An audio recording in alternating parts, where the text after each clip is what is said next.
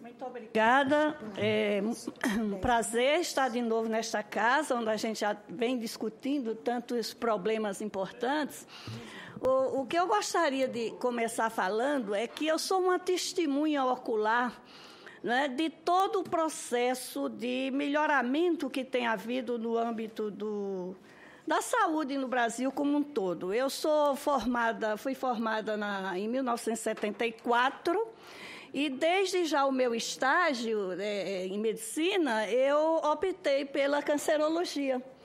Então, senador, eu tenho ao longo desses anos todos, não é, vivido o problema, tanto como médica, como após anos de atividade assistencial, passei para a atividade de gestão. E eu posso dizer o seguinte, que a situação já foi muitas vezes pior, né? E também testemunhar que a entrada de novas ideias com estratégias bem consolidadas faz uma diferença muito grande no curso dos acontecimentos. Eu, pessoalmente, vivi no tempo em que havia no Ministério da Saúde uma secretaria chamada SNEPS, de Programas Especiais de Saúde. Quando se abriu, em conjunto com o INAMP, se abriu um programa chamado Programa de Oncologia. E esse programa, que começou a funcionar em 1986, se sediou no Instituto Nacional de Câncer em conjunto com a Campanha Nacional de Combate ao Câncer. Até então, o que a gente tinha eram ações muito dispersas no âmbito da assistência, unicamente da assistência, com uma ausência completa de normativa e de discussão teórica, científica sobre o tema. Então, de modo que eu julgo muito salutar essa oportunidade, porque as coisas acontecem por impulsos, né? Então, nós, em 1987, abrimos o Programa Nacional de Controle do Câncer do Colo Uterino, da mesma forma que abrimos o Programa de Combate ao Tabagismo. Abrimos também um programa chamado de Educação em Cancerologia e iniciamos a discussão para o Programa Nacional de Controle do Câncer de Mama. Então, assim, ao longo do tempo, o que nós temos visto, desde essa minha própria experiência, desde 1974, é que a informação faltava muito para fazer planejamento. Então, a gente planejava muito em cima de séries, por exemplo, as séries das pioneiras sociais, né, com o Campos da Paz, o antigo, né, o pai, ele simplesmente fazia um programa de controle do câncer do colo uterino muito localizado. Mas foi a experiência que o Brasil ganhou em termos de laboratório e que se repetiu em São Paulo no IBCC, no Instituto Brasileiro de Controle de Câncer, e depois com o deputado Pinotti, que foi um médico muito ativo e muito atuante nessa área. Então, assim, o que se vê é que, à medida que o país foi absorvendo conhecimento e foi também evoluindo no sistema de saúde, deu-se o grande impulso com a criação do SUS. Porque com a criação do SUS se possibilitou também o desenvolvimento de políticas públicas muito mais abrangentes. Não seria uma política pública da beneficência, não seria a atuação do INAMPES e não seria a atuação de grupos de universidades. Então, com o SUS, a situação passou a ser muito mais objetiva do ponto de vista de política pública.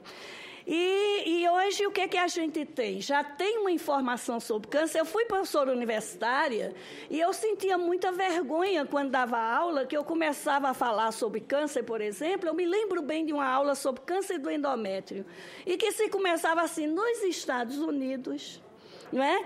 Quando a gente ia falar de câncer de estômago, lá no Japão, e aqui na América do Sul, era lá no Chile, a gente não tinha absolutamente nenhum dado que pudesse falar sobre a situação brasileira. E isso nós, professores de medicina, ensinávamos para os alunos uma coisa que eles eram abstraídos, eles iriam abstrair-se daquilo, né? E nesse programa, em 1986, nós começamos também a estudar, junto com a Agência Internacional de Informação sobre o Câncer da Organização Mundial de Saúde, nós começamos a estudar também, criamos no Brasil, nesse mesmo programa de oncologia, nós criamos a parte de registros de câncer. Criamos o programa de registros hospitalares de câncer e também do registro de base populacional de câncer. Isso contribuiu muito. Hoje em dia é difícil se ver um professor dando aula ou um artigo científico sendo publicado de autor brasileiro sobre câncer que não faça já a referência às estatísticas nacionais.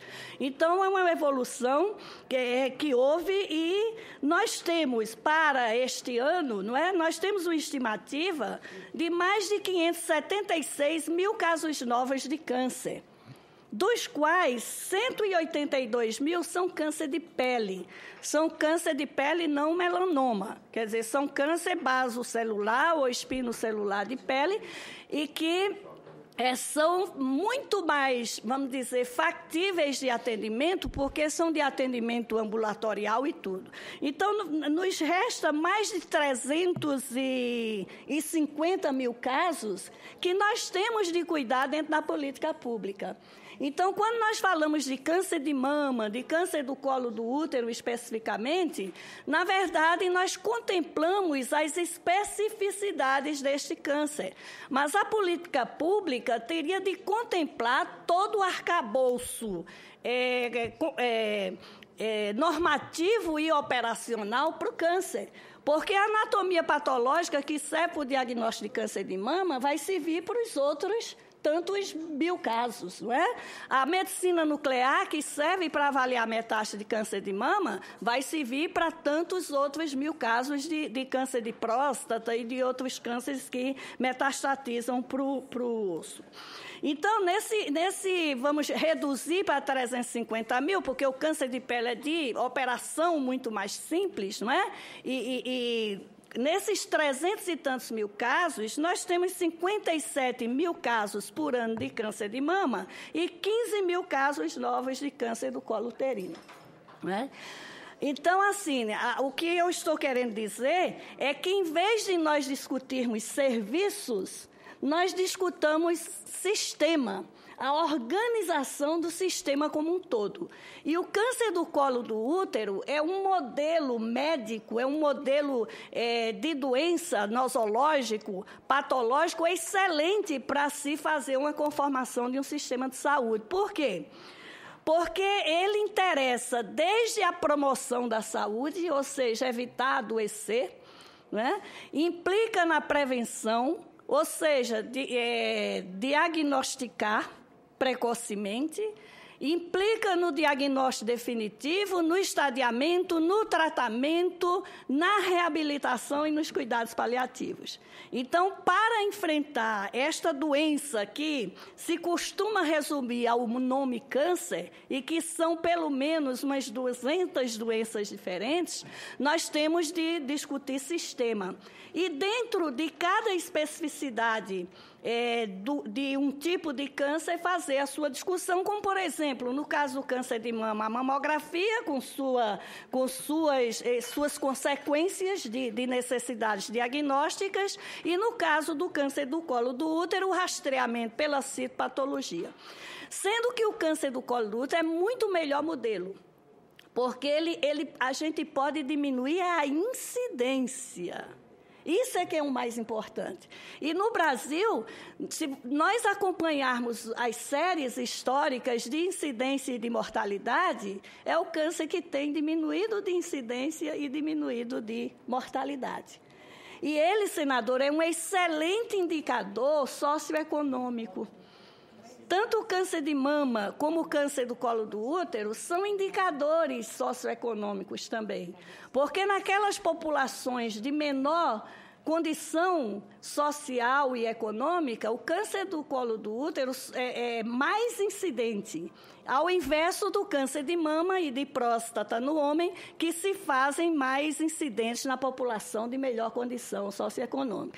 Então, só o fato de um país se desenvolver socioeconomicamente já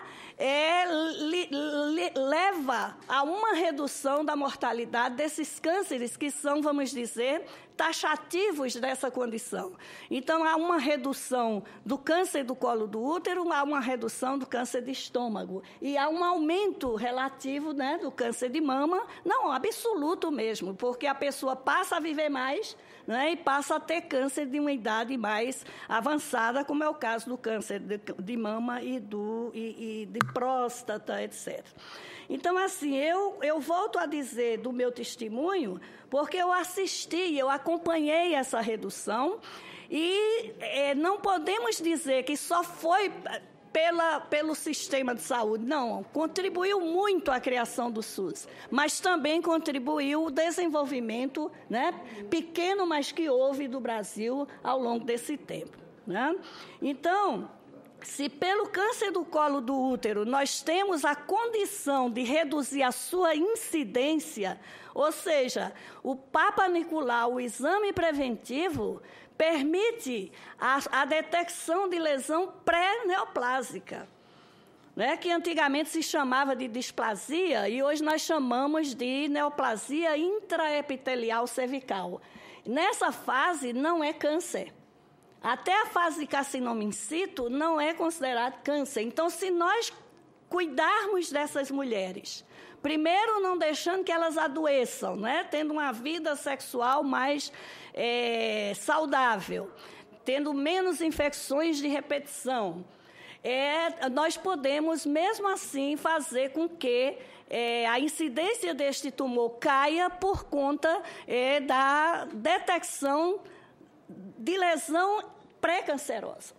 E esse é o grande fator, o grande segredo do exame de Papa Nicolau, né? Já no câncer de mama, e consequentemente, se nós reduzirmos a incidência, nós vamos reduzir a mortalidade, né? Tem menos casos, menos morte, que é o que vem acontecendo ao longo do tempo.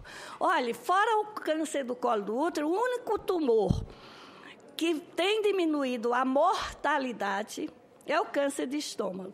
E não é por conta somente do maior acesso a diagnóstico e tratamento. É principalmente pela melhoria socioeconômica da conservação dos alimentos. A partir do momento em que a população brasileira passou a ter mais acesso à geladeira, a freezer e a uma conservação melhor de alimentos, né? Nós não temos um solo como tem o Japão, que é um solo muito que favorece muito a produção de nitrosamina, a mesma coisa com o Chile.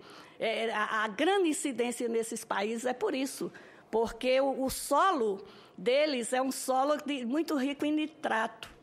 Nós não temos esse problema aqui. Então, uma política pública bem conduzida e uma política de desenvolvimento socioeconômico boa fará com que esses tumores que cravam na população essa chaga de subdesenvolvida, não é? de baixa condição socioeconômica também se resolva. Já com relação ao câncer de mama, nós não temos o objetivo de reduzir incidência. Muito pelo contrário, um programa de rastreamento de câncer de mama aumenta a incidência, né? Mas o que nós procuramos, e isso hoje em dia nos últimos 4 anos, bastante contestado, é reduzir a mortalidade. Mas os epidemiologistas, os sanitaristas e os estudiosos de populações, inclusive, ainda discutem se há uma real redução de mortalidade ou se é um falso ganho de tempo. Ou seja, se o diagnóstico era dado no ponto A e a morte ocorria no ponto B, se nós trazemos o diagnóstico para o ponto 0, automaticamente o tempo de sobrevida aumenta, não é? E a mortalidade contada nesse tempo também reduz. Mas, de qualquer modo, é até, na minha opinião, um imperativo moral que se faça o rastreamento do câncer de mama ainda num país como o nosso, não é? Porque nós temos ainda muitos casos ocultos, muitos casos dependendo dessa detecção. Não é? E, para isso, é muito importante que o exame seja feito na população que dê o melhor resultado e a melhor garantia de pequeno falso positivo ou pequeno falso negativo. Então, resumindo, eu não sei quanto tempo eu tenho, eu vi um... Foi. Tem mais uns 2 minutinhos. Tá bem. Então, resumindo, o que eu gostaria de dizer é isso, que nós temos no câncer do colo do útero um ótimo modelo, não é? Temos no câncer de mama estratégias que são conhecidas no Brasil. O câncer do colo do útero podemos reduzir incidência, é necessário que todo o esforço seja feito, porque dizem assim que a mulher que se submeter a pelo menos um exame de Papa Nicolau na vida, na população já se registra redução de mortalidade. Né? Então, é muito importante. E eu acho também isso, que o que a gente teria de fazer nessa discussão de novas estratégias é colocá-las no contexto do sistema. Não é criar o roteiro ou o sistema do câncer de mama ou o sistema do câncer do colo do útero. É colocá-la no contexto do SUS e respeitando e observando as particularidades que cada um desses tumores tem. Obrigada pela oportunidade e pela compreensão, porque eu não percebi que tinha um tempo contando, né? Obrigada. Muito obrigada, doutora Maria Gadelha, por sua exposição aqui, representando o ministro da Saúde. Passo a palavra agora para o doutor Paulo Celera, que é diretor substituto de monitoramento e avaliação do Sistema Único de Saúde, é o DataSUS, né? Não, é o DEMAS. DEMAS. Vou corrigindo, DEMAS. Com a palavra, doutor Paulo. Bom dia a todos e a todas. Queria agradecer o convite da senadora Ângela Portela e também da senadora Ana Amélia. Apenas um adendo, eu, na verdade, estou representando também o secretário executivo, o Dr. José Agenor, né? O Departamento de Monitoramento e Avaliação, ele faz parte da estrutura da Secretaria Executiva do Ministério da Saúde e, recentemente, através de um decreto, o DataSUS também integrou a estrutura da Secretaria Executiva, como já foi no passado. Na verdade, inclusive, essa incorporação visa... pois não. Na verdade, essa volta do DataSUS à estrutura da Secretaria Executiva visa também dar uma maior articulação com o Departamento de Monitoramento e Avaliação, que também lida com informações consideradas estratégicas para o Sistema Único de Saúde. Eu vou me ater aqui, eu trouxe uma pequena apresentação, mas eu não sei se pelo tempo, que são 10 minutos, que, na verdade, é dar uma satisfação e uma transparência para todos presentes do acompanhamento das metas em relação à ampliação de serviço diagnóstico, em relação à ampliação a serviços para tratamento de câncer, que nós, pelo departamento, fazemos, né, mensalmente em relação ao Programa de Controle e Prevenção do Câncer. Então, se puderem, por favor, passar. E eu também procurei colocar, além desse acompanhamento, né, da ampliação de serviços, também um pouco do que já está sabidamente como um problema em relação ao sistema de informação, o SISCAM, né, que inclusive fez parte, da pesquisa da FEMAMA, né, em relação à questão do sistema de informações que faz não só a questão do acompanhamento, mas também a questão do cumprimento da lei dos 60 dias. Tá. Então, em relação ao laboratório de citopatologia, né, a meta de 2014 era estruturar 5 laboratórios na região Norte e Nordeste. Acho que, com certeza, né, Inês, atentos a essa questão que já foi levantado, né, que os maiores problemas que a gente tem hoje ainda é na região Norte e Nordeste, especificamente em Recife, Boa Vista, Manaus, Santarém e Belém.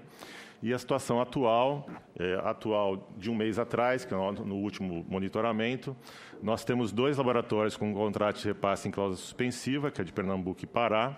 Elas estão canceladas no momento até que sejam equacionados os problemas em relação a essas propostas. E 3 propostas sem pagamento e 4 propostas de equipamentos com recursos pagos.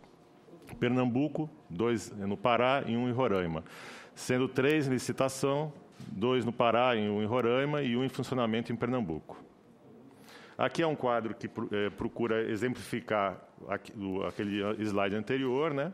A situação de cada laboratório, tá? De citopatologia e o recurso que está aprovado, o recurso que já foi empenhado, se já foi pago e em que fase se encontra essa estruturação dos laboratórios.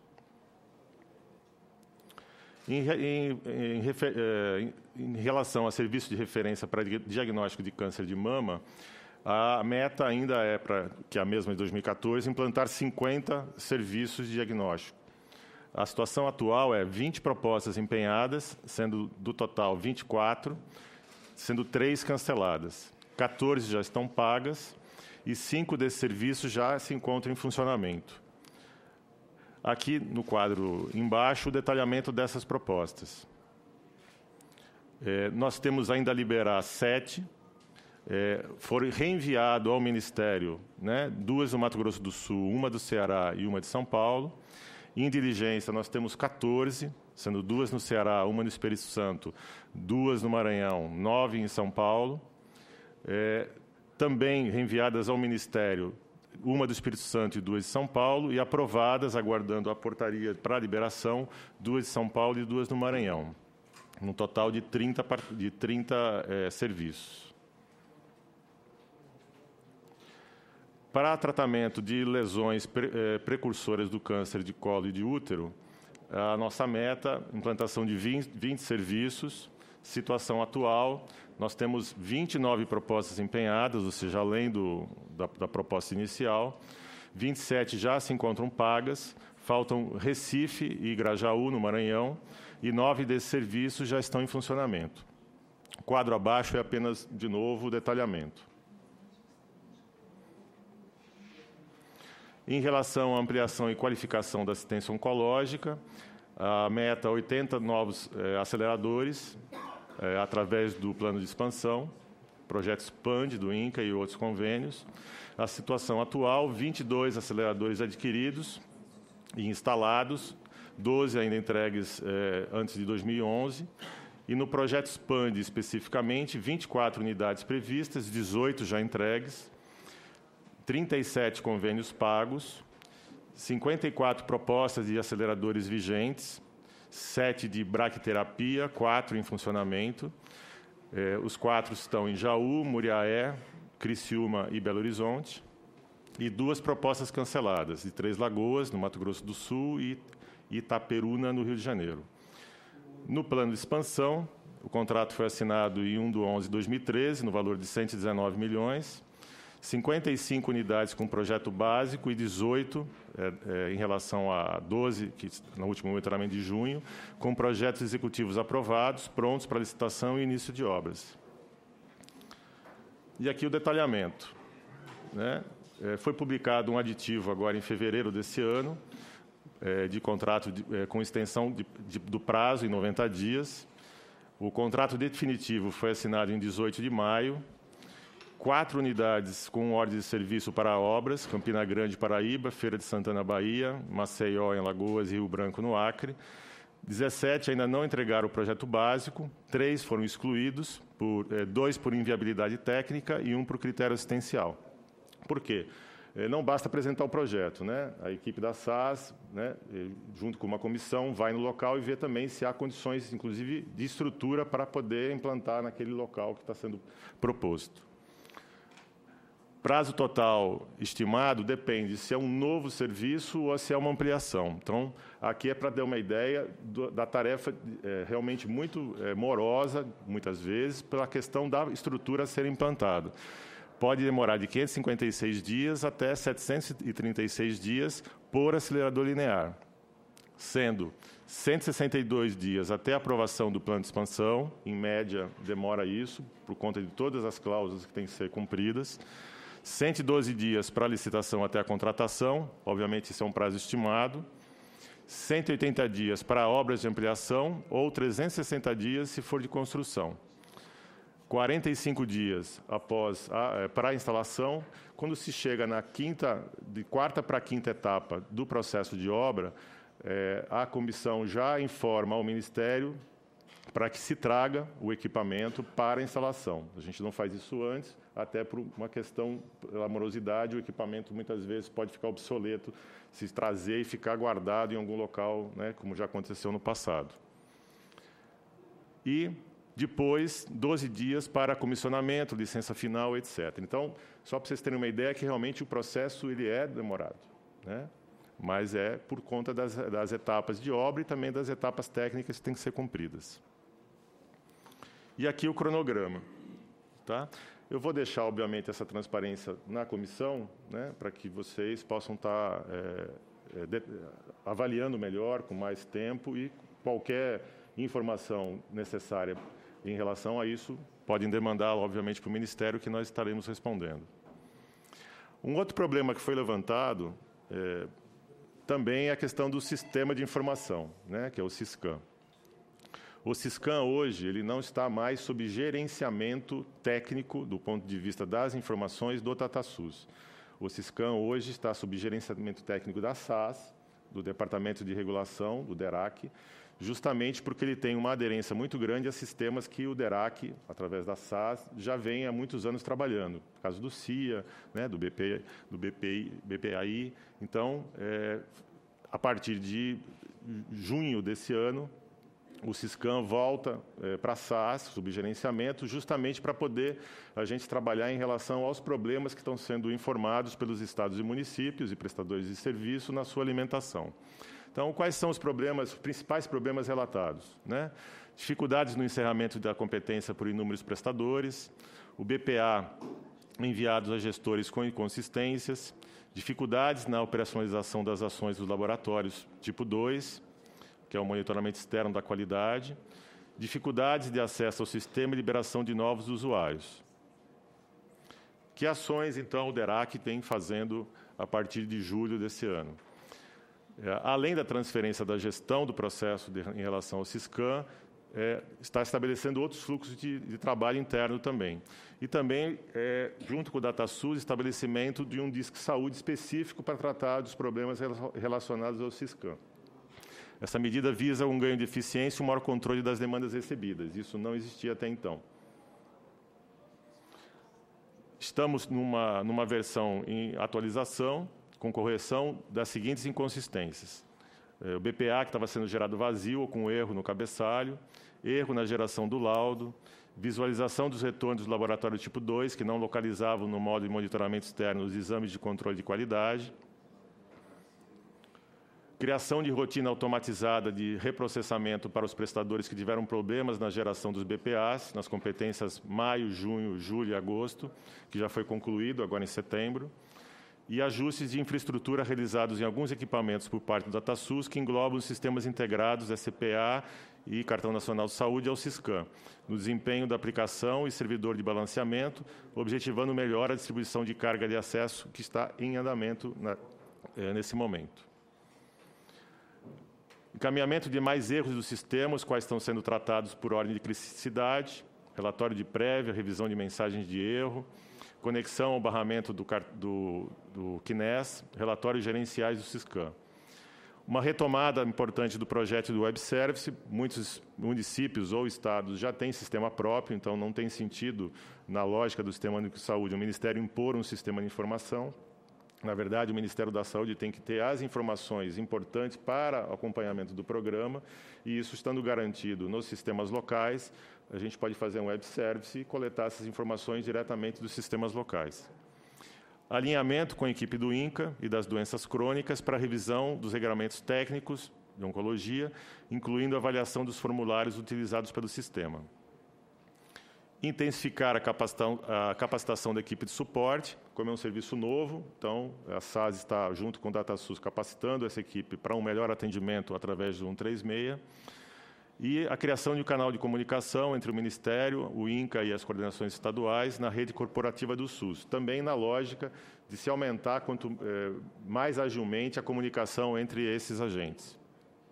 E definição de prazo de descontinuidade do Siscol e Sismama, desde que observada a completa operacionalidade do Siscam. Isso é também uma questão importante, porque a gente não pode encerrar, né, de fato, o Siscol e o Sismama se o Siscam não estiver plenamente aprovado para a sua operação no Sistema Único de Saúde. Então, acho que eu consegui falar no prazo.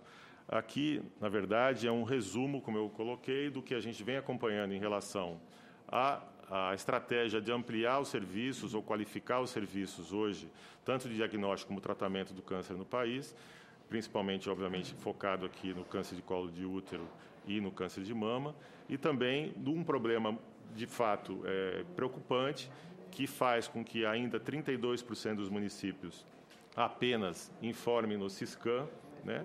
E que, dentre esses que informam do Siscam, apenas um pedaço, em torno de 50%, informam dentro do prazo dos 60 dias que prevê a lei. Então, o Siscam, de fato, é uma ferramenta muito importante e, sem ela, vai ser muito difícil a gente fazer esse acompanhamento, tanto da implantação da lei, como, de fato, na prática, se as mulheres estão sendo atendidas no prazo que está sendo colocado através da lei. Então, estou à disposição aí para demais esclarecimentos. Obrigado.